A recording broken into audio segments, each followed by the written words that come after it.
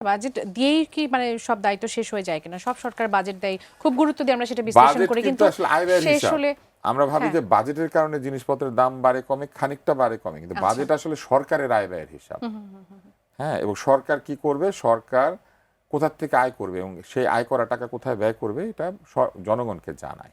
Budget মূলত একটা দেশের অর্থনৈতিক পরিকল্পনা 1 বছরের জন্য, এবং সেই বাজেটে যে পরিকল্পনাগুলি থাকে সেটা মানুষের জন্য কর্মসংস্থান সৃষ্টি করতে চেষ্টা করে, বিনিয়োগ বান্ধব পরিবেশ তৈরি করার চেষ্টা করে, অর্থ এবং সম্পদের নিরাপত্তা দেওয়ার চেষ্টা করে, অর্থ পাচার বন্ধ করার চেষ্টা করে, উন্নয়ন কার্যক্রমকে চালু রাখার চেষ্টা করে, এবং সরকার যে পরিচালন ব্যয় সেটাও নির্বাহ করার চেষ্টা করে।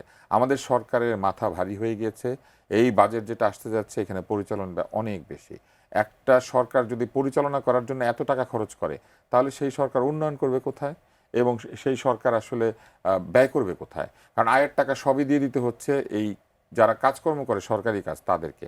এখন সরকারি কাজ যারা করেন তাদের এফিসিয়েন্সি বাড়াতে হবে। সরকারি এখন বাংলাদেশের সবচেয়ে বড় এমপ্লয়ার।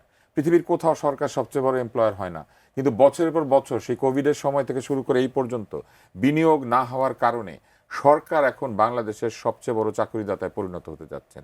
যে চাকরিতে চাকরির নিরাপত্তা আছে এবং যে চাকরিতে চাকরির বেতন আছে, বেতন আপনি পাবেন, এই যে নিশ্চয়তা সম্পন্ন সিকিউর জব সরকার ছাড়া কেউ দিতে পারছেন না এই মুহূর্তে, কয়েকটা ব্যক্তি প্রতিষ্ঠান ছাড়া। সেই ব্যক্তি প্রতিষ্ঠানগুলির আবার মালিকানা অধিকাংশ বিদেশিদের। আপনি যদি বাংলাদেশি প্রতিষ্ঠানগুলিকে চিন্তা করেন, এই রকম শক্তিশালী প্রতিষ্ঠান খুব কম।